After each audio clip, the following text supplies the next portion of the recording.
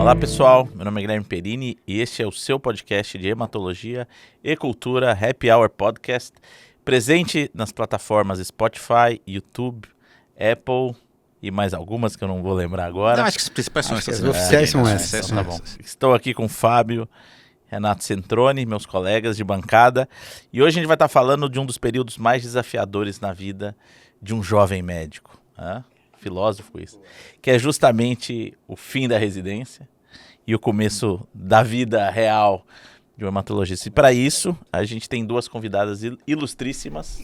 Selecionadas. Que é a Paloma Rezende, que terminou a hematologia agora no Einstein, e a Karina Cacciola, que termina agora a residência no HC da USP de São Paulo.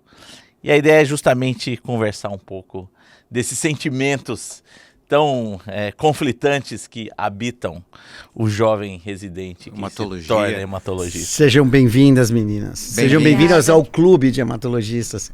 Oficialmente, né? Afinal, hematologistas de idade mais provecta e vetusta, como o Fábio Pires. Todo episódio ele cita que já tem quase 40 anos de hematologia, que prescreveu mostarda, que fazia MPO. Isso sabe como é que chama isso na psicologia? Projeção. Você pega um problema seu e projeta em outras pessoas. Olha, o senhor não venha com essa. Tudo bom, meninas? Vocês estão bem? Vocês estão ótimas para quem acabou a residência. É um fim em si mesmo ou o problema está começando agora? É isso que o Guilherme trouxe. Vamos lá. Vamos lá, Paloma. Vamos começar pela Paloma. Paloma, vocês ouviram falando, se apresenta, Paloma. Você nasceu aonde? Então, como é que você veio parar aqui e conhecer essas pessoas? Primeiramente, queria agradecer o convite, é uma honra estar aqui. Vocês três são inspirações para mim. E eu nasci em Petrópolis, no Rio. E a minha história com a hemato, ela é um pouco... Teve altos e baixos, assim, posso dizer dessa forma, porque eu gostava muito de patologia na faculdade. Inclusive, eu tive uma professora que ela era hematopatologia, ela chama Cristiane Bedran, eu sou muito fã dela. E eu adorava as aulas dela, assim, e aí eu fui monitora de patologia durante um ano, fui de histologia, depois de patologia. E aí eu adorava, assim, a parte de hemato. Eu lembro dela dando aula de linfoma de Hodgkin, assim, pra mim era sensacional. E aí eu pensei em hemato já, assim, no terceiro ano, quando era monitora de patologia, mas aí eu era sempre aberta, eu tinha a cabeça aberta pra, assim, ver o que eu gostava.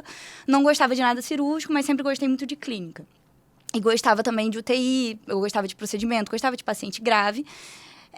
Só que aí, no internato, quando eu rodei, tive as aulas de hemato durante o quarto ano. No internato, eu fui assistir uma biópsia de medula. E aí, eu tenho vaso vagal, eu desmaiei. E eu abri o supercílio. A vida como ela é. Eu abri o supercílio. Nossa. Eu bati com a cabeça, assim, na parede, abri o supercílio, assistindo a minha primeira biópsia de medula. Eu falei assim... Só assistindo? Assistindo a minha chefe fazendo a biópsia. E eu falei, pronto, acabou aqui, não vou ser hemato, impossível, como que eu vou fazer isso? Mas aí, depois, com o tempo, eu fui vendo que não, tudo bem, foi só um supercílio, né? Tipo, dá pra lidar com isso. Dá pra viver. E aí, eu durante 2 anos no internato, eu participei da Liga de UTI, então acabei que peguei mais mão de procedimento, vi que não era bem assim e tudo mais. E aí, quando eu entrei na clínica médica, junto com a Karina, que a gente foi a Rigual na Santa Casa. Que legal. Eu me mudei para São Paulo, eu só fiz prova para São Paulo, porque eu sempre quis vir para cá. A gente vai trabalhar um pouco mais isso depois, tá? Tá bom. A gente tem uma audiência carioca grande. Tá bom. E aí, a Santa Casa... corta essa parte que ela falou. Eu assisti o episódio da Thalita, foi maravilhoso também. A gente roda com ela lá no ambulatório e é muito legal, sensacional. Então, nós duas, a gente estava até conversando, vindo pra cá. Que a hemato lá, assim, quando a gente rodou lá, a gente ficou encantada, a gente gostou muito. Então, isso foi também algo que me fez ir mais pra hemato. Mas eu sempre gostei muito de tudo na clínica, então pra mim sempre foi muito difícil. Então, a conjunção de um professor que te inspirou. No caso, patologia. Sim, gostar de paciente grave. Sim. É uma dinâmica que meio que permeia quase todo mundo que faz hematologia. Mas diferente, talvez, da nossa geração, vou botar vocês na minha, porque faz parte. Quantas pessoas fizeram hemato na sua turma de faculdade? Cara, acho que só eu. Não, Bem, peraí, eu não posso falar isso. Eu não sei. Pode ser, não. Na minha turma foi só eu. Na minha turma, 2 pessoas. 2. Na minha turma, eu mais 2. Então Nossa, bastante até. Eu não... Na Mas su- eu e o meu preceptor, que acabei 1 a 2 para parando. turmas de 100. Estamos falando de 100. eu acho turma HC 180. 180. Eu não mais tô ou menos lembrando essa agora, mas média. eu acho que só eu mesmo. É mais ou menos essa média? Depois provavelmente- teve outro, foram 3. Eu e mais 2. E você, Karina, Você, como Karina? que terminou na hematologia? Eu sou de São Paulo. Primeiramente, muito obrigada pelo convite. Também fiquei muito feliz de estar aqui. Eu sou de São Paulo mesmo, minha família é daqui, cresci por aqui. Meus pais agora mudaram para o interior, desde que se aposentaram, então estou sozinha, mas sou daqui. E a hemato não teve tantos altos e baixos como o Paloma, foi uma coisa mais direcionada. Já na faculdade eu sempre gostei de clínica, sempre soube que não queria nada cirúrgico. Teve aquele flerte com neurocirurgia, porque bonito, Onde você Grey's estudou? Anatomy. Onde você estudou? Eu Grey's fui na Anatomy. USP, Tá na também, USP, aqui de São legal. Paulo. Mas logo vi que não era cirúrgico, não era neurocirurgia. Fui pra clínica e me apaixonei por hemato na primeira aula que eu tive. Eu lembro da aula, eu lembro onde a gente estava. A gente estava numa bancada, numa sala cheia de computadores, e a aula era sobre anemia. E eu achei o máximo conseguir juntar o micro com o macro e aquelas palavras difíceis e a fisiopatologia. Eu me encantei. Eu lembro que todo mundo detestou a aula, achou super difícil. Eu falei, não, é isso que eu quero fazer. E desde aquela aula, eu só vinha tendo confirmações de que seria hemato mesmo. Então, dos pacientes graves, de você conseguir ter muito contato com o paciente, de você conseguir várias áreas dentro de uma única especialidade. E aí fiz clínica para fazer hemato. Na clínica na Santa Casa, a gente realmente gostou muito do rodízio. A gente passou um mês lá há pouco tempo, mas a gente conseguiu ter bastante contato e só me confirmou de que seria hemato mesmo. Então foi uma coisa mais... Convicta. Algum paciente inspirador, assim? Todo mundo tem uma história, às vezes, de algum paciente. Eu tive um paciente que foi na emergência da Santa Casa. Chegou uma paciente de, sei lá, 23 anos lá, parada externa, que chegava na emergência, paciente parado, a gente não sabia o que era, reanimava e tudo mais. E aí... Até então, todo mundo achava que era intoxicação exógena, foi encontrada com o namorado em casa, desacordada, ninguém sabia o que era. Quando chegou lá, primeiros exames laboratoriais, paciente sangrando pelo ouvido, sangrando pelo nariz, e aí 80 mil de leuco, já, assim, e era madrugada, a gente não a hemato lá, na época que a gente fez a residência, ele não tinha residente de hemato à noite lá. Antigamente tinha, né, mas aí mudou, teve uma mudança e aí no nosso ano não tinha. Então, eu lembro que eu até liguei pro Fernando Gibran, e aí eu falei, olha, eu acho que isso aqui é uma LPA e tudo mais. Aí eu lembro que a gente fez o POCUS lá, a gente fazia o ultrassom, point of care, e a gente ficava na emergência. E aí eu lembro que eu vi sinais de TEP. Eu falei que o paciente tá tepada e sangrando, né? Isso aqui provavelmente é uma LPA. E realmente era, assim, a gente depois, eu até mandei, porque eu não podia sair da emergência, porque eu era R2 única lá, e aí eu mandei a R1 ir lá no laboratório, ver a lâmina e tudo mais, ela viu, tirou foto. Eu E lembro aí... que você me passou esse caso de dia. Sério? Caramba, eu não Foi pra lembro mim que disso. Você me passou desesperada, os cabelos em festa. Infelizmente ela faleceu, mas Eu assim... acho que essa parte da hemato, de você conseguir fazer tudo, né? Você Isso, exatamente. sair lá, olhar no Exatamente. Isso pra laboratório, mim, fazer o diagnóstico e voltar. É muito interessante. Mas é muito engraçado, vendo vocês falando assim, eu fico lembrando... Eu tenho também. muita coisa em Eu comum, perguntei de assim, paciente, porque a gente eu todo comecei mundo tem. como neurocirurgião, entrei na Eu faculdade também. pensando nisso. Aí vi que eu não tinha nenhuma. E eu tenho uma coisa interessante, eu nunca gostei de anatomia, então eu queria fazer alguma especialidade que não tivesse órgão. Então eu ia fazer ou reumato, ou infecto, ou hemato. Nossa, justíssimo, é verdade. Eram as três que eu gostava. Na E minha eu- época tinha muita influência de infecto, eu acho. E aí quando eu entrei na clínica, quando eu fui para essa prova, eu fiquei entre infecto e clínica, aí eu fiz clínica. E aí eu sou um cara mais tranquilão, então eu não queria... Eu achava hemato muito puxado, a residência onde eu fiz era muito, muito puxada, a gente era só 4 residentes. Então eu tentei ao máximo gostar de outras coisas. Mas não teve jeito, cara, eu acabei indo para hemato. E uma coisa que é super interessante, eu adoro patologia. Eu também. Eu acho que hoje, se eu soubesse do que é o mundo da patologia, eu provavelmente teria feito patologia. Eu ainda penso em Você fala, terminar né? minha carreira fazendo faz residência de Eu tive patologia. um opcional no HC e era a doutora Yara que estava. Eu tinha um opcional, eu escolhi patologia para passar, porque linfoma era na época e as coisas vão transicionando dentro do hemato, né? Agora, quando vocês escolheram hemato e vocês falaram basicamente do encantamento pela especialidade, assim, mas se fala muito de uma geração que faz hemato hoje já com uma visão diferente da nossa, talvez mais com o pé no chão, de entender.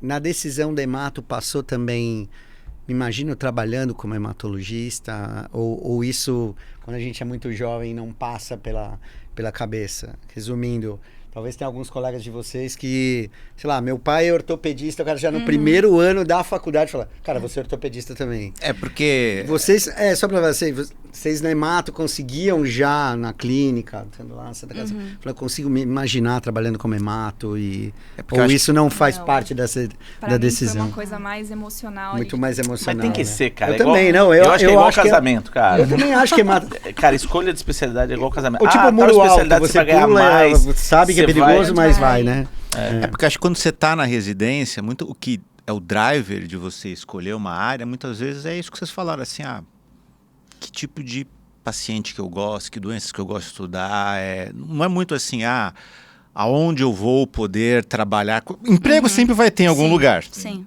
Agora, se você gosta daquilo, é mais fácil você estar fazendo. A nossa especialidade é muito peculiar.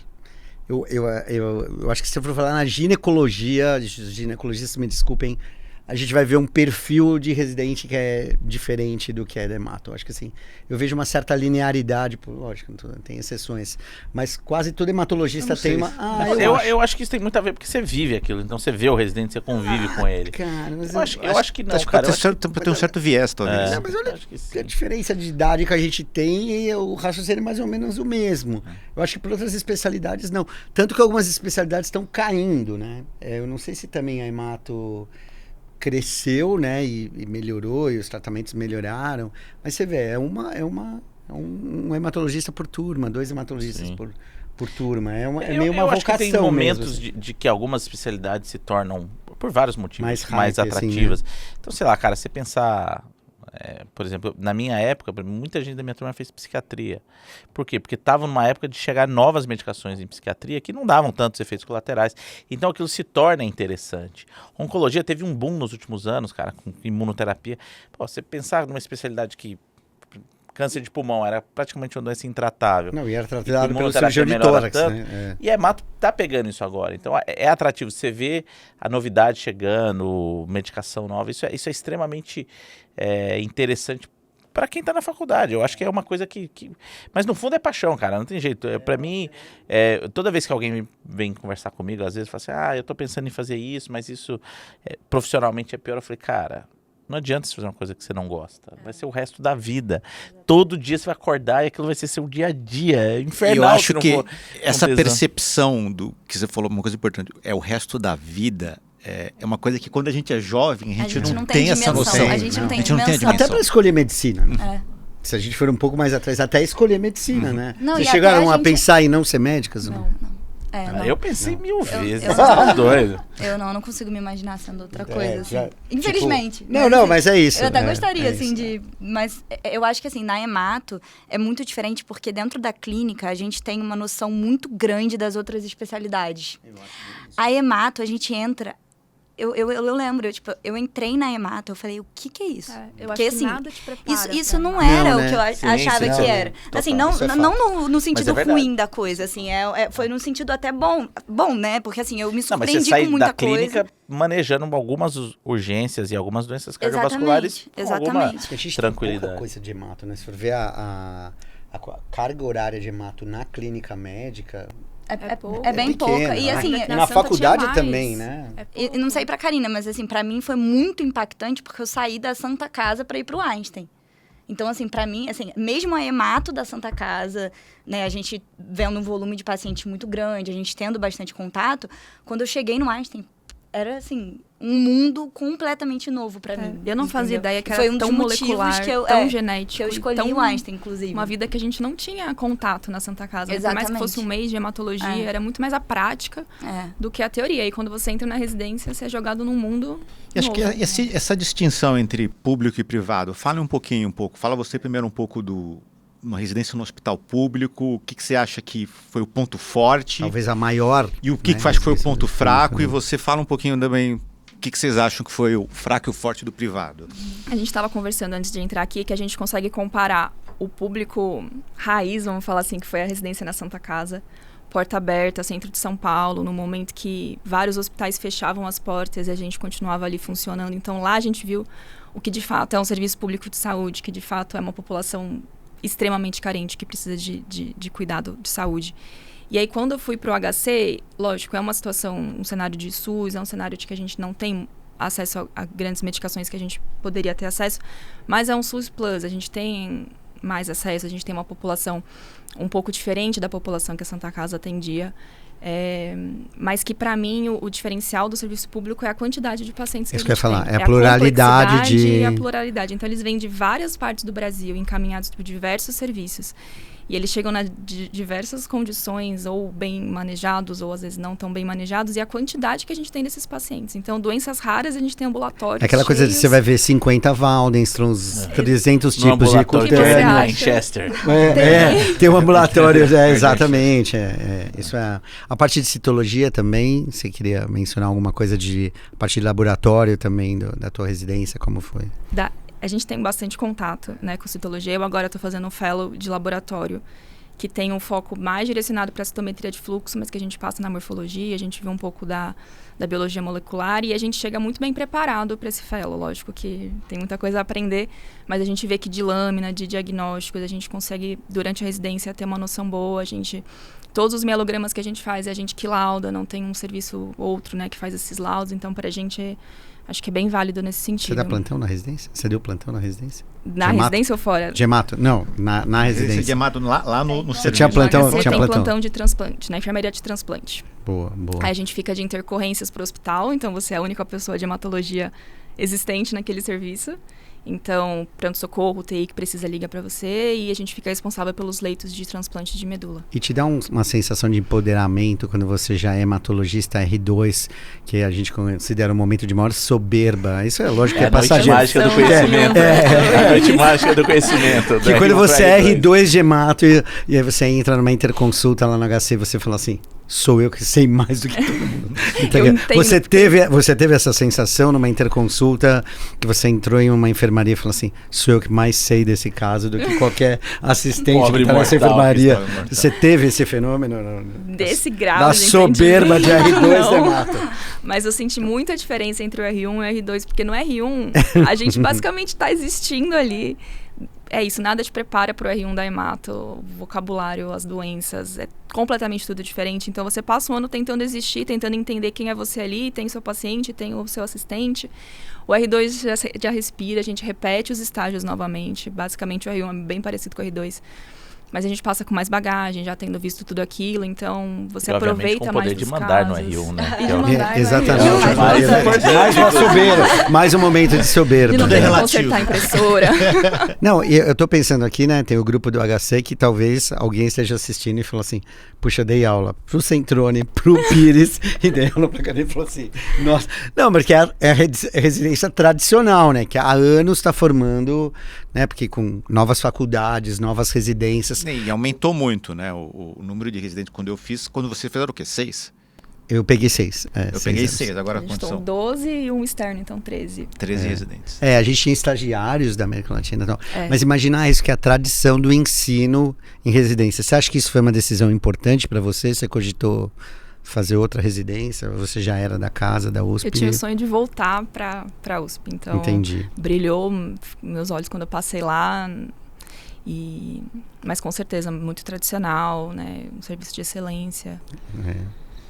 Isso foram pontos que acabaram pesando assim na sua decisão. E agora você está fazendo estágio onde? No Sírio? Eu estou no DASA. No DASA, legal.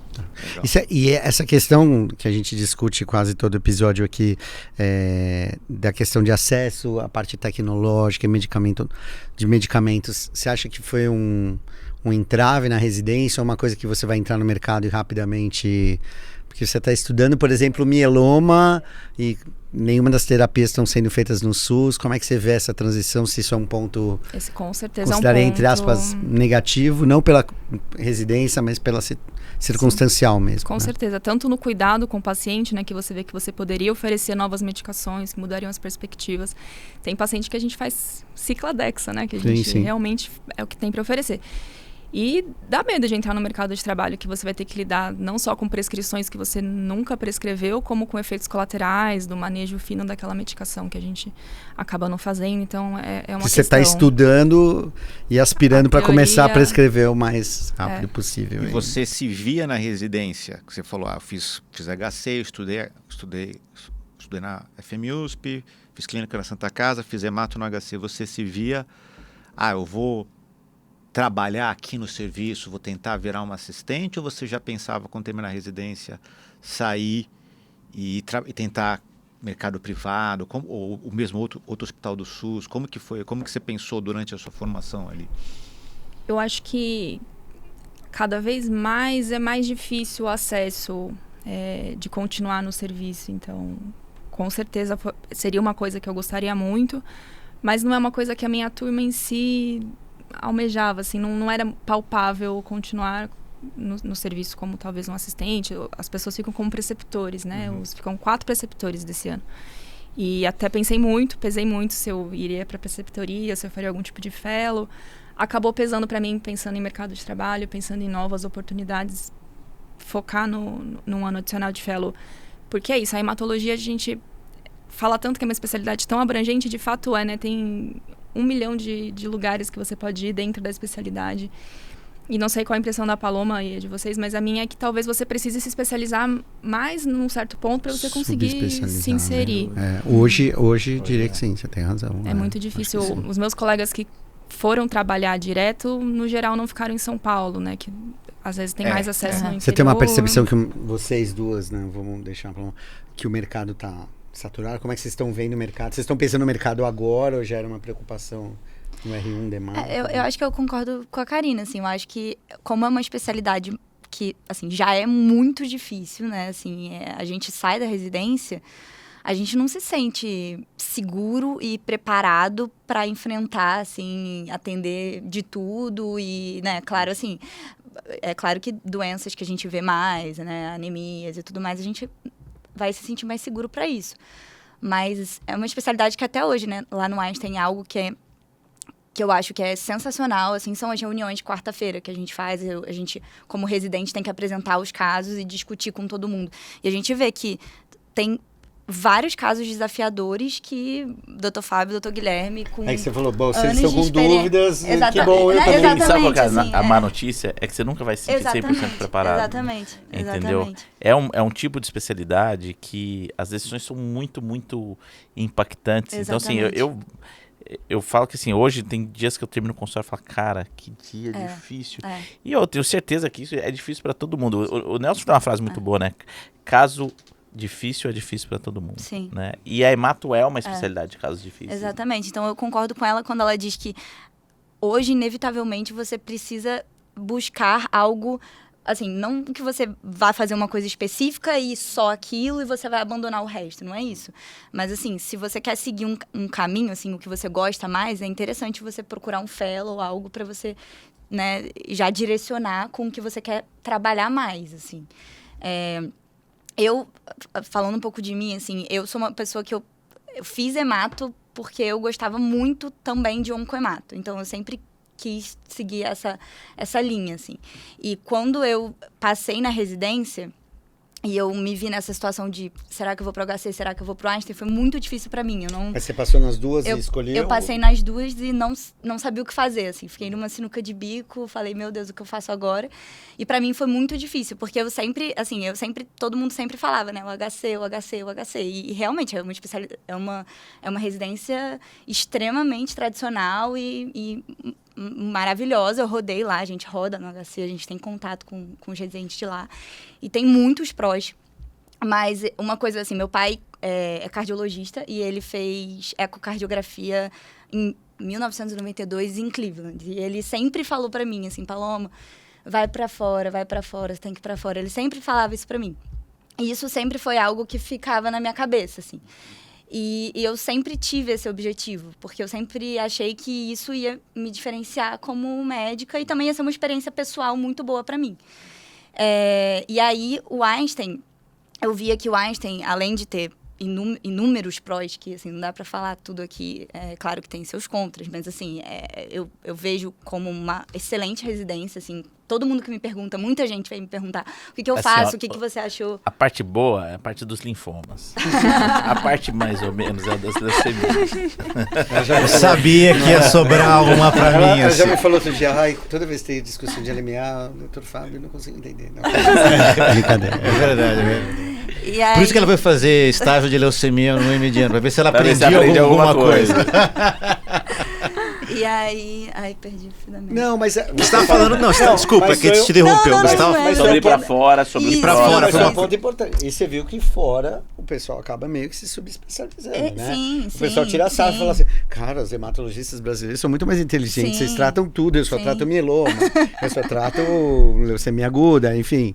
Então, Mas é isso. E aí eu via que o Einstein, assim, eu até pensava, não, vou fazer... Se eu for pro HC, eu posso também fazer transplante e ter o mês fora, porque eu sabia que tem algumas residências de transplante que você pode ir pra fora com o patrocínio até do hospital.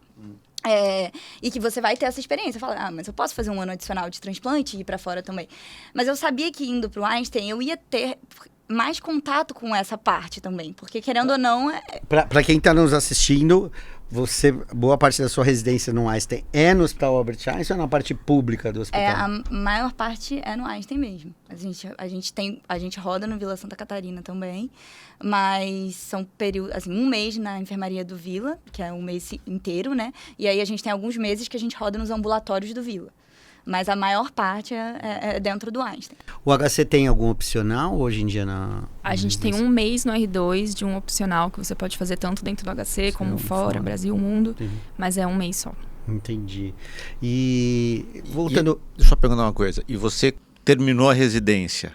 Você terminou agora Terminei agora, é final de fevereiro, isso. E aí, o que você falou assim? O que eu vou fazer agora? Porque eu sempre brinco que desde quando a gente é criança, tem alguém falando pra gente o que fazer. Você tem que ir pra escola, depois você vai pra escola. Não, meu filho, vá pra faculdade, faça uma universidade. No caso aqui, todo mundo vira médico, termina a faculdade. Você tem que fazer residência. Exatamente. Pergunta, vou pegar isso. Quantos fizeram residência da turma de vocês? Todo mundo fez residência da turma de faculdade? Não. Só queria ouvir isso. Não. Todo mundo não. É a Assim, maioria. uma grande parte, A maioria. A grande A maioria. parte. Que diz que agora já é metade, né? Mas enfim. Aí vocês escolheram o hemato e agora... Pra onde vocês vão? Não, você tá falando que termina a residência, antes dele me cortar. Eu tava falando, Eu estou termina a devolvendo uma residência, aí a gente fica meio perdido o que Meio fazer. perdido, Ela já falou que ela exatamente. optou por fazer um fellow. Isso. E o que você tá pensando? Então, eu fiquei muito na dúvida, porque eu pensei muito em emendar com a residência de transplante. Eu pensei muito em fazer a residência de transplante.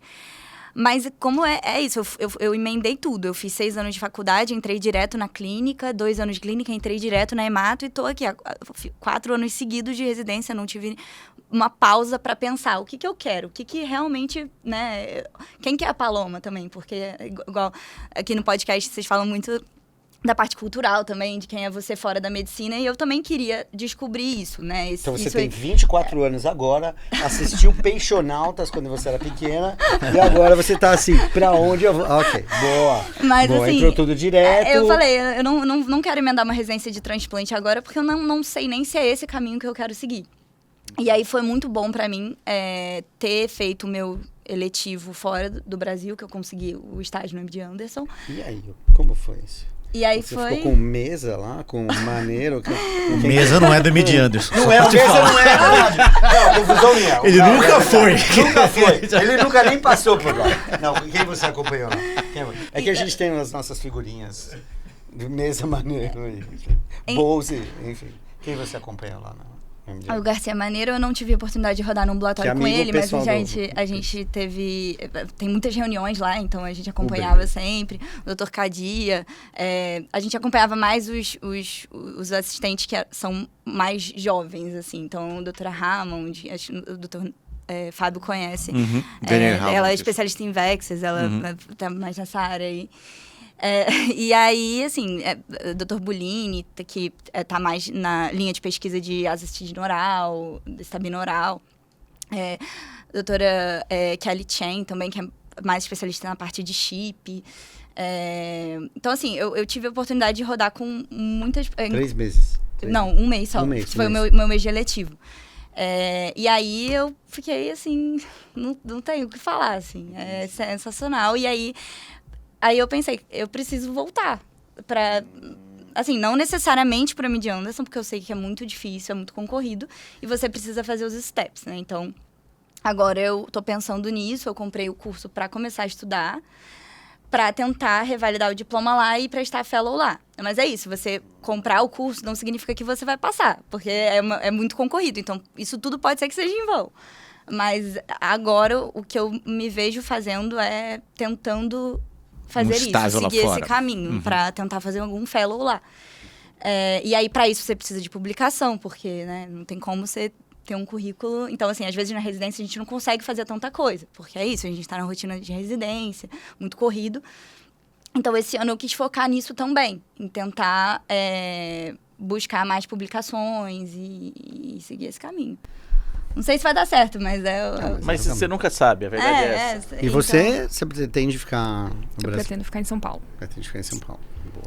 Mas você está fazendo estágio no DASA, mas você já vislumbra algo como um lugar potencial para você trabalhar, focada mais nessa área? Porque assim, a gente sempre fala, o hemato ele pode ou o cara mais laboratório, ou o cara mais clínico, ou aquele que fica mais no banco de sangue. Você está se vendo assim, eu vou seguir mais uma trajetória de hemato laboratorial, como é que você vê? Eu queria muito conseguir mesclar os dois mundos, da assistência com a parte de laboratório, de citometria de fluxo. Vários médicos do HC, inclusive, eles fazem essa mesclagem na rotina, eu acho muito, muito interessante.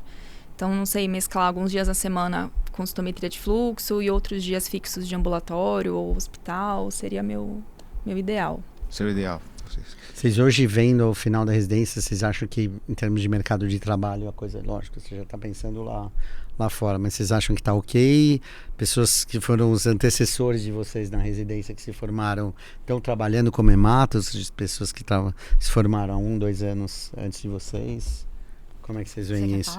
Pode ser. O mercado... O pessoal está dando plantão de porta e... Pronto-socorro, e... UTI. Eu não vou mentir. Eu acho que, assim, se você quer... porque é isso, você precisa investir. Porque, assim, 4 anos de residência, tá? Você não tem dinheiro. Ponto. Você precisa investir no seu... Se você quiser, por exemplo, eu quero ir pra fora. Eu preciso investir nos steps, eu preciso investir na prova, eu preciso investir em inglês, eu preciso investir para publicar, eu preciso investir para ir para congresso. Então, assim, não é uma coisa fácil. Então, assim, é claro que você precisa... Você pode trabalhar como hemato, acho que você tem oportunidades sim. Inclusive, acho que quanto antes você começar, né, a ter, sei lá, o seu consultório, investir nisso, eu acho que o mais cedo melhor, né, para você até perder a insegurança. Mas eu acho que é inevitável você trabalhar como clínica nesse período, nesse início. Período transicional. No período transicional. Então, assim, eu tenho sorte que eu gosto muito de terapia intensiva. Então, até conheci o Dr. Renato lá. E eu gosto muito, assim. Então, pra mim, não é um fardo. Eu continuo trabalhando como intensivista, né? Assim, nos plantões, porque eu até gosto disso. Não é algo que é pesado pra mim. Sim. Então, acaba que eu acho que nesse período transicional eu vou continuar trabalhando com isso até pra investir, né? Nisso no que a gente quer fazer depois. Mas eu acho que demora um pouquinho, mas... Todo mundo se encontra. Exatamente. E eu acho engraçado que é um paradoxo, assim... Tão grande a especialidade, tão cheia de sub-ramificações que você consegue ir, mas é uma especialidade relativamente pequena de mercado de trabalho. Sim. E aí uma chefe minha, eu achei muito legal, porque ela falou que quando ela terminou a residência, o maior medo dela era ser desempregada e de que era uma coisa que rondava, assim, na residência. Que chefe? Não deixa a menina numa posição delicada, Renato. Gente, tem que ter apelo, nós estamos agora em redes sociais. Tá bom, não E é o nosso medo também, quando termina a residência, assim, com o que eu vou trabalhar? Eu vou terminar aqui, vou fazer o quê? E o que a gente vê é isso, todo mundo se encontra, talvez demore um pouco, talvez não seja imediatamente terminando a residência, mas é uma coisa, um movimento meio geral, né, que a gente vê das clínicas, assim, todas as subespecialidades da clínica, elas estão ficando mais difíceis de você se inserir. E vocês acham que, voltando à época da residência, teve algum momento que vocês falaram assim, isso aqui não é pra mim? Ah, não... começaram a ter dúvidas se tinham feito o xizinho certo, no lugar certo? No R3, no R1 de hemato, foi muito difícil, assim, pra mim, o início, assim. Eu falei, meu Deus do céu, isso aqui eu não entendo nada. Quanto no R1 de hemato. Não, assim, período foi mais- a desesperador. residência de hemato, cara, ela tem um custo pessoal que não é Sim, desprezível, cara. sim. Todo mundo termina namoro Vocês no diriam essa R1. questão Sim. psicológica Entendeu? também? Teve alguma coisa que vocês acham que...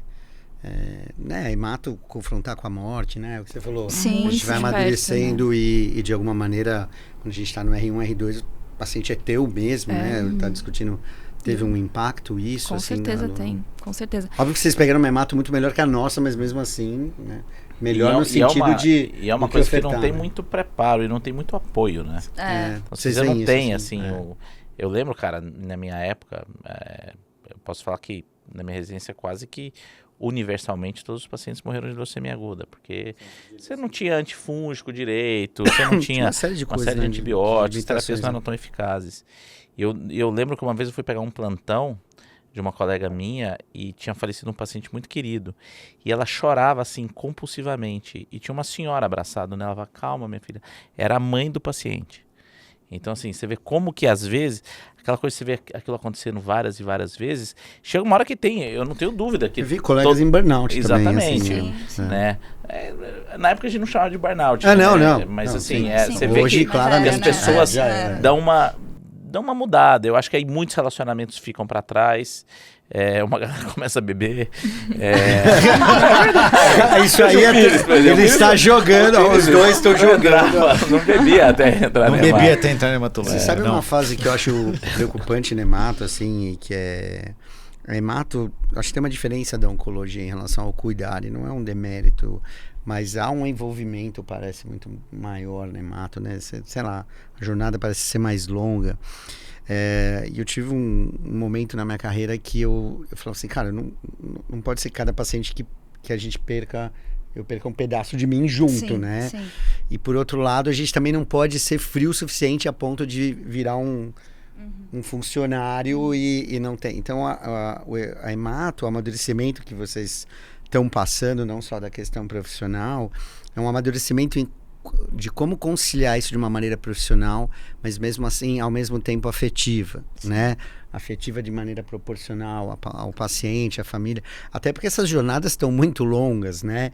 Então, hoje vai ter pacientes que você vai cuidar, você vai estar com 50 anos, o paciente com 70 e você está Mieloma, seguindo essa cara. jornada. Oi? Mieloma. Não, mieloma, LLC, folicular, né? Então, vocês pegaram uma época de hemato muito melhor do que a gente pegou. Então, acho que a gente era muito mais sem noção. A minha primeira reunião de hemato, eu falava, aos hematologistas cabe a hemoterapia. Assim, a hemoterapia era o boom quando eu terminei porque ela era mais tecnológica, ela era informatizada numa maneira que o resto da medicina estava toda em papel. A hemoterapia da minha geração, final do século XX, era a hemoterapia com NAT, com a sorologia, sofisticação de imunemato, e a gente ainda dando, sei lá, ABVD e SHOP e tal. E hoje a perspectiva do que, né, de você já imaginar talvez fazendo uma subespecialidade, falar, bom, vou fazer só leucemia aguda nos Estados Unidos, mas acho que é importante no país, como tem gente, a gente viaja bastante pelo Brasil, que faz hemato geral e faz muito bem, a gente precisa muito de hematologista generalista. Sem né? Ou dúvida.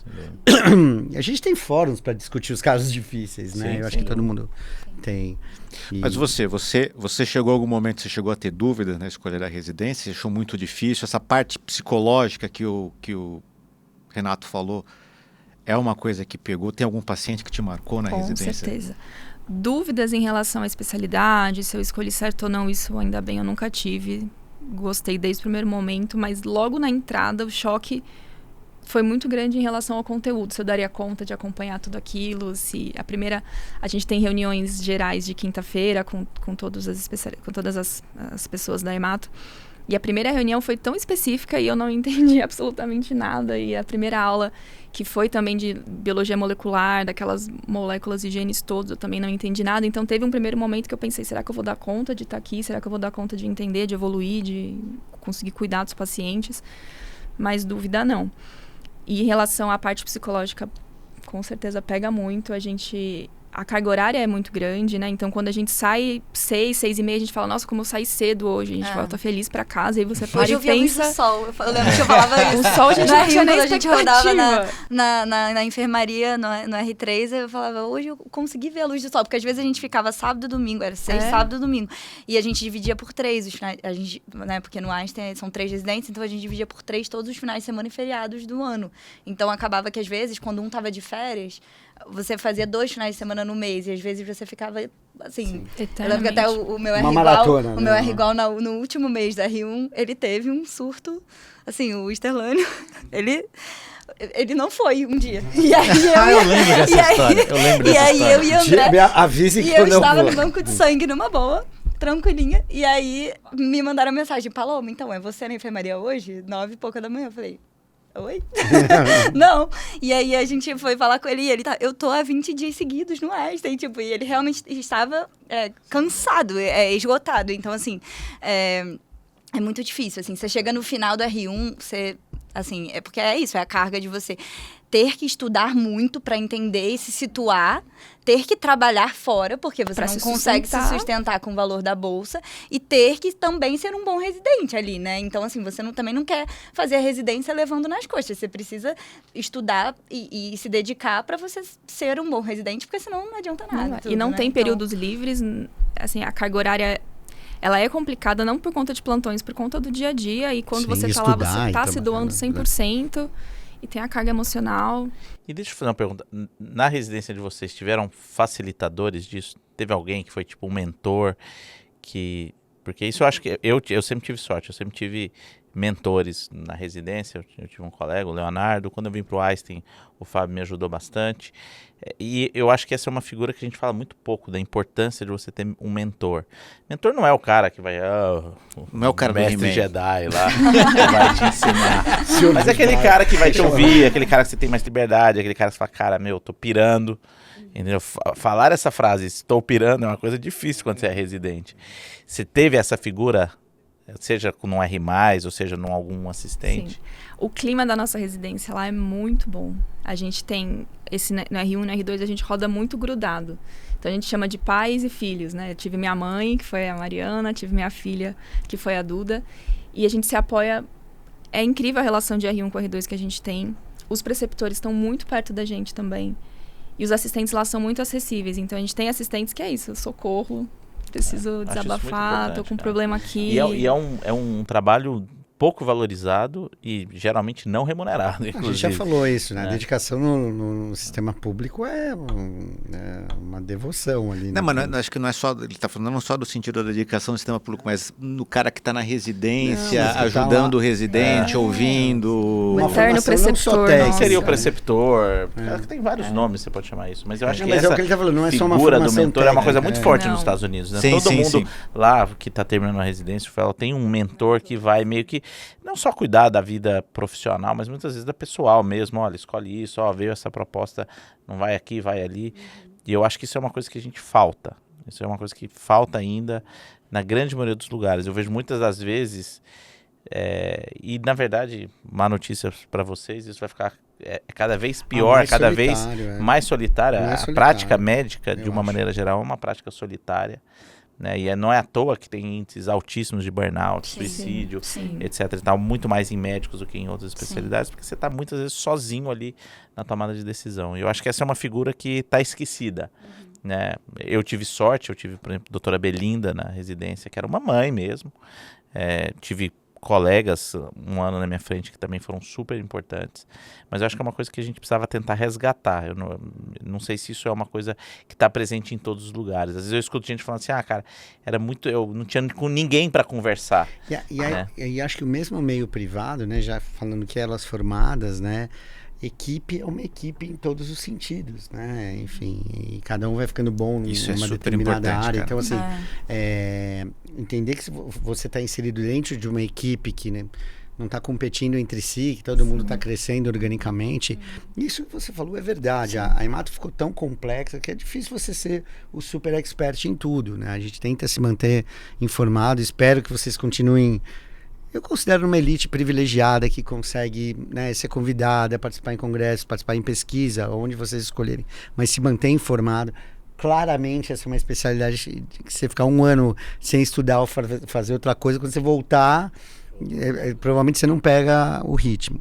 Eu queria fazer uma pergunta para vocês, porque, não sei se porque somos rostinhos bonitos, mas a gente tem quase 70% de audiência feminina. Então, a dúvida para todas as mulheres que a gente pergunta, vocês são de uma outra geração, óbvio, desafios pessoais outros, imaginar nos seus planos relacionamento, maternidade, ou isso eu falo, cara, isso aqui é para quando tudo estiver resolvido, quiçá em algum momento eu vou pensar nisso.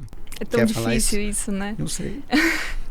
Que parece que a gente é criança ainda, que a gente tá na adolescência, estudando de escola, fazendo prova, e aí parece que a vida pessoal, ainda mais maternidade, assim, vai ficando cada vez uma coisa mais distante, que a gente quer acabar de se formar, mas quando é o acabar de se formar, né? Quando a gente vai falar, não, até aqui, agora eu tô bem, eu fiz tudo que eu queria em relação profissional e agora eu vou me dedicar a isso. Eu acho muito delicado, acho que cada vez a gente vai arrastando mais e a tendência, eu acho que é essa. E você pensa nisso? É uma coisa que te preocupa? Eu quero muito ter filho. Eu sou noiva, a gente pensa muito em casar, em ter filho. Mas é uma coisa que vai ficando... Vai cruzando os planos profissionais. Sim, quando que vai ser o momento, né, da gente parar. Você vai casar em Chicago, ele no Texas, quer dizer... Então, isso... eu não tenho problema em falar sobre isso, mas assim, é que eu era noiva, só que eu não sou mais. Mas foi, tipo, uma opção minha mesmo. E eu tô tranquila com isso. Mas é porque é isso, tipo, os planos da vida vão mudando. Claro. E eu tinha prioridades que, assim, infelizmente, não eram as mesmas. E eu tenho isso, que assim, eu sou uma pessoa que apesar disso, de eu querer saber quem sou eu fora da medicina, que eu acho que isso é muito importante, e ainda bem que eu não fiz uma nova residência para eu conseguir descobrir isso também esse ano. Quero voltar pro futevôlei, tava falando para vocês que eu gosto muito também. Eu acho que, assim, não tem jeito, você precisa seguir o que você quer e tá dentro do seu coração. E isso, pra mim, sempre foi uma prioridade, assim. Eu não quero deixar isso de lado, sabe? E é isso. E aí, eu acho que... Vamos ver o que a vida vai Isso é um belo gancho. É um belo gancho, né? Acho que a gente devia, talvez, agora... parar um pouco, falar de hemato, de residência, entender quem é a Paloma e quem é a Karina. Quando vocês penduram o avental, saem do hospital, qual o que é a vocês frase, gostam Guilherme? de fazer? Qual é a frase? Médico Que só sabe medicina, nem medicina sabe. É verdade. É isso. Boa. É verdade. Conta pra gente, o que vocês gostam de fazer? Além de Guaraviton, o que você gosta? Você falou que você gosta de esportes, né? Eu sempre gostei muito de esporte. Eu sempre fui... Assim, eu tenho 3 irmãs. Somos 4 mulheres em casa.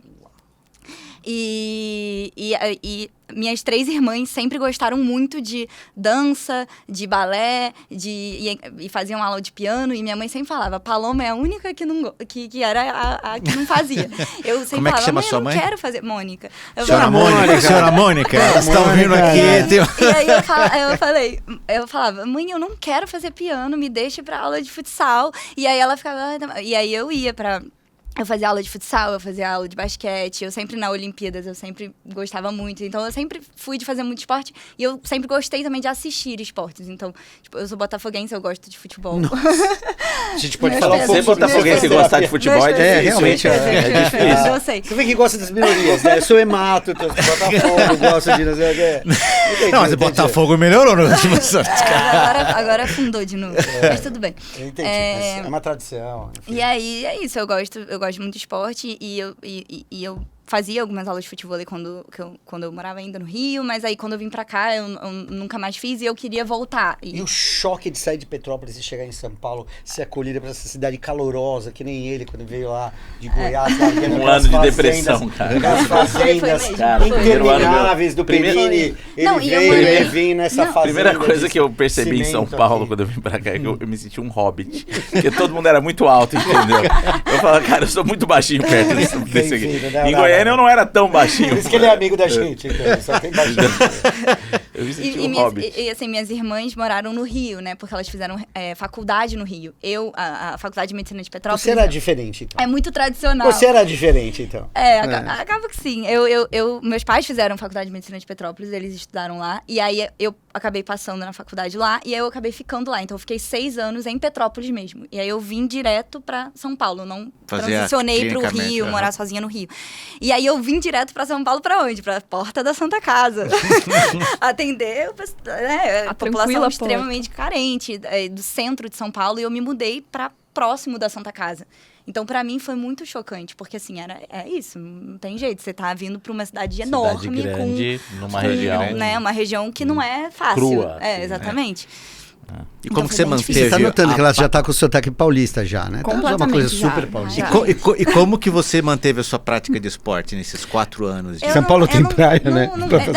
Então, tem essas áreas essas quadras aí de futebol que dá pra você fazer, mas eu não consegui fazer, né? Durante Mas você falou que você fazia Velocity. Eu faço Velocity, isso eu faço, assim, eu tentei manter isso durante os 4 anos de residência, eu tentei fazer o máximo que eu conseguia. Hoje ainda faço, porque eu gosto bastante. É a única coisa também que eu faço de exercício físico que me tira um pouco também da realidade ali, da rotina.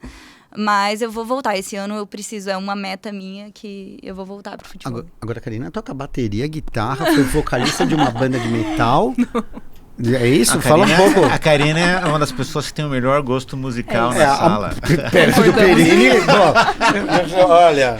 Bom, Karina, fale sobre o seu gosto musical. Você que é paulista. Você é paulista da onde, Karina? Meus pais, eu nasci no Parque Novo Mundo, é meio zona leste, divisa com perto ali onde tem aquele hospital Nipo Brasileiro. Tá. Exatamente. Nasci no Nipo, inclusive. Olha só. Boa. E aí você gosta de metal, canta, toca guitarra, baixo, bateria? Eu fui muito... Meu avô tinha coisa com a música, meu pai também da música. Meu pai hoje aposentado... Faz uns showzinhos, fazia antes, agora na cidade dele, toca violão, teclado, canta. Olha aí. Legal. E aí eu peguei muito isso dele, então Ele não na quer infância... gravar a nossa vinheta, não? Pronto. Vou falar com ele. A piada não dar um tá... upgrade na nossa vinheta. É porque sou eu que toco, é por isso. E como eles não tocam nada, eles não têm o que falar. E aí eu peguei isso dele, então na infância fiz aula de música, cheguei a fazer aula de canto, mas foi pouca coisa, fiz aula de piano, aula de guitarra, violão, mas isso ficou meio de lado quando comecei a fazer medicina, e na residência aí que ficou de lado mesmo. Não tem nenhum violãozinho em casa? Tem, pegando poeira lá, claro, tem. Tem que ter, poxa. Deve estar com a corda E qual estourada. foi o último show que você foi? Fui sábado agora, no show, no Monsters of Rock. Olha só, O Extreme foi bom? O Extreme foi bom? O filme? O Extreme, eu queria ter... Extreme eu vivi, Dizem né? que foi, eu cheguei no Lynyrd Skynyrd. Olha só. Isso é da época do Fábio, quando o Fábio era jovem. Cheguei nele, Na época da residência unida. Gigante. Boa escolha, muito Extreme bem. Parece que foi muito bom. E além disso, o que mais que você ouve? Eu transito ali do MPB, mas eu gosto bastante do rock, do metal. Então, os shows que eu fui, né? System of a Down. E você... Metal. System of a Down System of a Down é a Qual o obsessão. próximo show que você vai? Olha... Iremos, né? Iremos no show do Korn. Exatamente. Então é só a música de alto nível Só aqui. música de alto nível, boa. Ninguém vai no Rock 7 esse mês? Eu vou no Rock 7. Você vai no Rock 7? Que olha, vocês... Então, que vergonha, edita isso, pelo amor de Deus. Olha só, eu sou do metal. Alguém vai no Rock 7? Eu vou. Eu quero ver se a minha esposa querida. Vou copiar minha esposa. E você convida para vamos sair, já que vocês são colegas de residência. Pô, recebeu em São Paulo, uma A gente cidade tá querendo tão... marcar faz tempo. Exatamente. Então, a gente isso é sempre uma fala, vamos dificuldade, marcar um né? almoço, vamos marcar um jantar, a gente nunca consegue. Mas Vai foi marcar bom no quando podcast, chegou, já foi muito. Não, São foi Paulo é igual o ótimo. Rio, passa lá em casa. Não tem essa de passar em casa, porque não passa lá em casa. Né? Vamos marcar, vamos sim. Vamos a gente marcar, marca. tá Em junho, bom. marca, a você gente pode marca. em junho? A gente marca.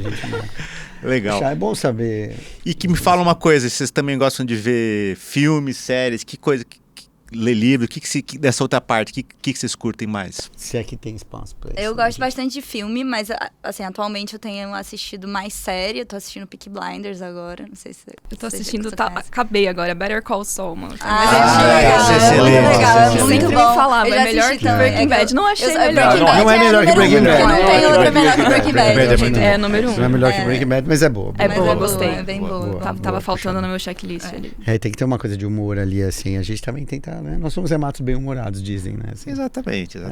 Medicados, né? Não, Breaking Bad é faça. É muito boa. Talvez eu reassista.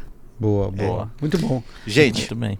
obrigado. Acho que Muito foi legal. excelente. ouvir Boa sorte. A nova geração. Contem com a gente no que a gente puder ajudar.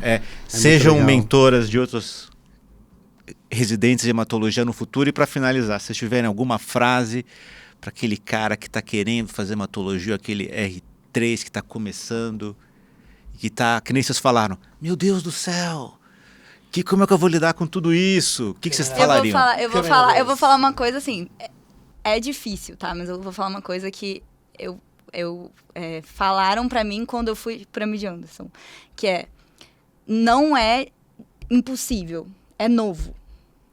Então, assim, isso eu acho que, assim, é difícil, não tô dizendo que é fácil, mas vai melhorar porque é só muito novo pra você e você vai pegar o jeito aí. Eu vou usar uma frase poética. Depois do medo, vem a vida. É isso. E você, Karina, o que você falaria? Eu acho que é nesse sentido, de que é possível, de que é tudo muito novo. A eterna promessa do vai melhorar, né? No R1, no R2, no R3, no R4. Melhora. Não, mas Melhora um pouquinho, aos pouquinhos sempre melhora. Melhora. Muito legal ter vocês aqui, com Obrigado, velhos foi como nós. sensacional. E continuem acompanhando o Happy Hour Podcast no YouTube, Spotify, Apple e Outros canais que são só esses streamings. três. Talvez sejam. Até mais. Obrigado. Obrigado. Obrigado.